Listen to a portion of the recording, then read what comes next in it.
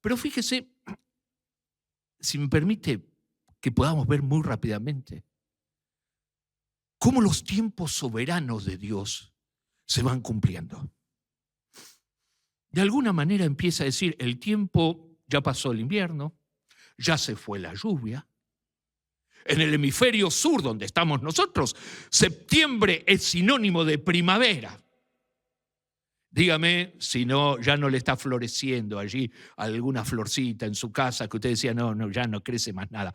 De golpe empieza a florecer, a brotar. La savia, la vida empieza a aparecer en ese ramito que usted decía, no, acá no crece más nada.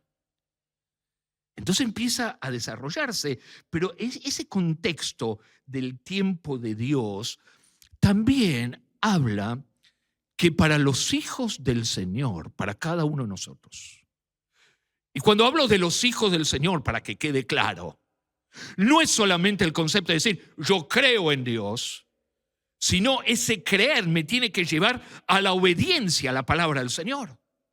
Y ese reconocer que dependemos y necesitamos de Dios. Por eso hoy cantamos, tu amor, tu fidelidad, Señor, sigue sosteniéndome. Porque si fuera por nosotros solos, nos estrellamos continuamente. Nos estrellamos en nuestra vida, alejándonos de Dios. Porque el corazón del ser humano básicamente es rebelde contra Dios. No quiere las cosas de Dios, no acepta las cosas de la Biblia. A veces nos acordamos solamente de Dios cuando tenemos un problema. Entonces, Dios, ayúdame, por favor. Y así como Dios hace ese milagro, esa bendición, esa bondad de Dios, esa fidelidad, de golpe otra vez, medio como que, y bueno, ahora déjame que sigo solo. Dios, en su gracia y su misericordia, ha establecido su palabra para que así como vos ves en la primavera que hay un renovarse en la misma naturaleza. Hoy andaba por el centro y veía los lapachos colorados allí en la 9 de julio. Ya están brotando. Me mandaron unas fotos del norte argentino. Ya allí están, pero desbordados, un color rosado. Es impresionante.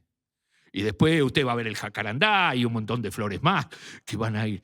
Bueno, en la vida cristiana, por más que haya crisis, por más que haya situaciones difíciles, Dios ha establecido en su palabra soberanamente que para los hijos del Señor también es un tiempo de primavera espiritual. Para que tu fe crezca, para que tu esperanza crezca en el Señor, para que podamos crecer en la gracia y el conocimiento de nuestro Señor Jesucristo. Pablo continuamente alentaba a la iglesia, hermanos, crezcan, no te quedes allí. No te quedes en ese invierno eterno. Como ese ramito que no florece, no crece, y vos decís, no tiene vida. No, Dios establece esa nueva vida justamente a través de Jesucristo. Dios estableció para cada uno de sus hijos la realidad de que el fruto del Espíritu Santo se manifieste en nuestras vidas. No es una opción, o no es solamente algo para los pastores, para los ministros, los líderes. No, el fruto del Espíritu, allí como nos va contando Gálatas en el capítulo 5, es una realidad. Pero todo fruto comienza primero con una flor, el pimpollo, que alguna vez se va convirtiendo en ese fruto. Entonces habla de ese crecimiento en nuestra vida espiritual a poder llegar al propósito de Dios. Sí, leíamos ahí Cantar de los Cantares, donde dice, el tiempo de la canción ha llegado. Yo sé que en la vida cristiana hay momentos de tristeza, de dolor, donde te preguntas, Dios, ¿por qué? Pero en el corazón de cada hijo del Señor, Dios soberanamente también ha establecido que pueda brotar esa alabanza, aunque sea que estés en el sanatorio, estés en una clínica, en tu casa o en medio de la peor crisis. ¿Te acordás de Pablo y Silas? Pablo y Silas en la cárcel, golpeados, azotados, burlados, defenestrados. ¿Por qué? por llevar el mensaje del Evangelio. Y dice que a la medianoche cantaban himnos y salmos y los presos los oían. O sea, ese los presos los oían que dice la Biblia, nos muestra un detalle que no era un cántico así, medio como que un susurro, sino un cántico con todas las ganas, con todas las fuerzas. El tiempo de la canción, dice Cantar de los Cantares, ha llegado. Son tiempos para bendecir el nombre del Señor en medio de las distintas circunstancias, porque también Dios que establece los tiempos, y vio que Eclesiastés capítulo 3 dice que hay tiempo para cada cosa, todo tiene su tiempo. Que sepas también que las circunstancias que te toca vivir ahora también es un tiempo. Y nosotros creemos que Dios tiene el control de todas las cosas. ¿Puedes decir amén a esto? Dios tiene el control. Tiempo de sembrar, tiempo de cosechar. Todo tiene su tiempo. Y a veces esos tiempos que nos desesperan, viste, vos decís, pero al final, ¿cómo, en qué quedamos? Acordate, Dios tiene el control de todas las cosas. Y aún en ese tiempo, Dios establece tiempo para que tu vida crezca, se desarrolle, bendiga al nombre del Señor. Pero también te dice, mirá que en los tiempos de Dios la palabra del Señor se cumple. En este texto, que es una declaración de amor, que comienza cantando la esposa y dice, bueno, el tiempo de la lluvia ya pasó, el invierno ya está, estamos en ese idilio, en ese amor. Por ahí, vos fíjate que en el versículo 13 dice, la higuera ha echado ya sus frutos, sus higos. ¿Sabe lo que está contando acá proféticamente?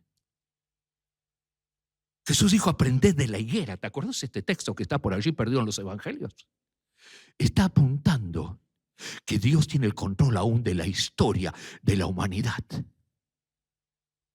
En el año 1948, por allí en el mes de mayo, el Estado de Israel declaró su independencia. Cuando desde el año 70 después de Cristo, Israel no tenía una nación. Andaba de acá para allá, perseguido, situaciones. Hoy para las nuevas generaciones dice, bueno, sí, forma parte del conjunto de naciones, pero esto no siempre fue así. Los tiempos de Dios se van cumpliendo. Miren la higuera.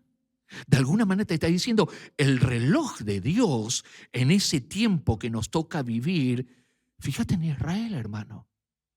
No mires solamente las noticias y así como sin sentido. Fíjate cómo Dios sigue teniendo el control de todas las cosas, todas esas situaciones. Pero en medio de ese control que Dios tiene sobre todas las cosas, fíjate cómo Dios habla de su novia. Cómo Dios, cuando hablamos de la novia, estamos hablando de la iglesia. Y cuando hablamos de la iglesia, no estamos hablando de este edificio, o de una catedral fastuosa, o de un grupo. El final del 13 dice, levántate, o amiga mía. Dios está hablando a sus hijos. ¿Cómo nos ve Dios? Yo sé que cada uno de nosotros venimos con nuestro paquetito de pedidos de oración.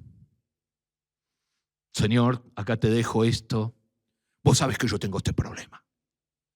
Vos sabés, yo creo en vos, Dios. Alguna vez me bauticé. Alguna vez fui a la escuela dominical allá hace mucho tiempo.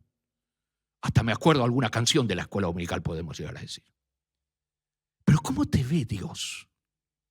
A veces en ese concepto, como diciendo, bueno, Dios está pasando lista. A ver, ¿quién vino hoy? Ay, lo lamento por los que no vinieron hoy. Para los que nos ven a través de las redes. Bueno, Dios sabe todas las cosas. Pero fíjate que dice versículo 14. Paloma mía, que estás en los agujeros de la peña, en lo escondido de escarpados parajes. Muéstrame tu rostro. Hazme oír tu voz, porque dulce la voz tuya y hermoso tu aspecto. Muchas veces no nos atrevemos a hablar con Dios. Nos cuesta confiar en Dios.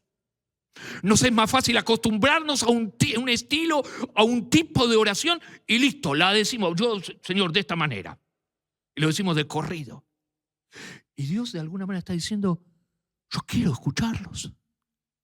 Yo quiero escuchar la voz de ustedes. Yo quiero verte.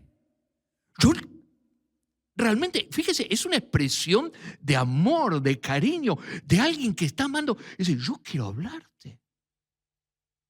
¿Se acuerda cuando estaba de novio y hablaba por teléfono? Bueno, corta voz, no, corta voz. Corta voz. No, deja, corta voz. ¿Viste? Porque vos que quería seguir de alguna manera. Son ese momento que vos decís, sí, bueno, ese era antes. Pero habla de ese enamoramiento. Dios está diciendo, yo quiero oírte. Yo quiero escucharte.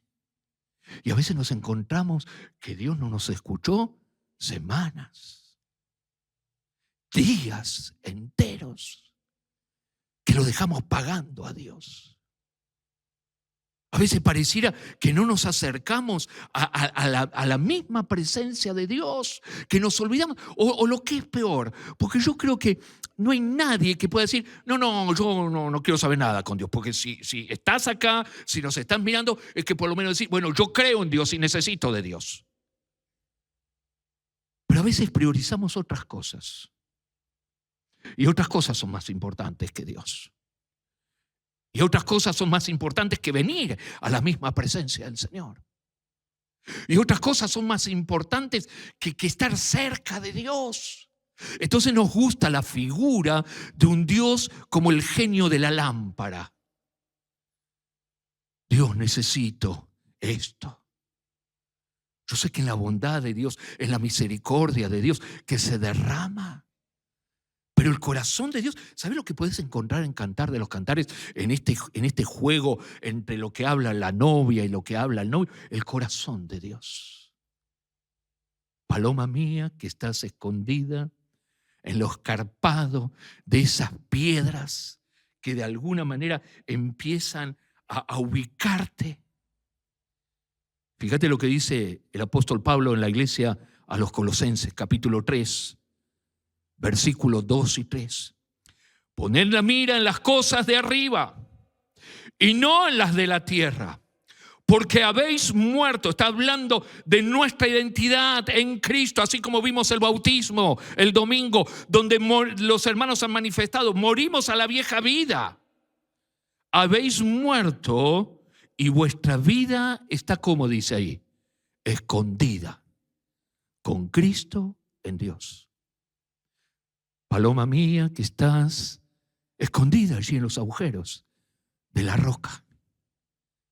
Proféticamente. Aunque ni Salomón sabía de la futura existencia del apóstol Pablo. Ni Pablo lo había conocido personalmente. Pero él estaba diciendo, estamos escondidos en Dios. En esa declaración de amor por el Señor.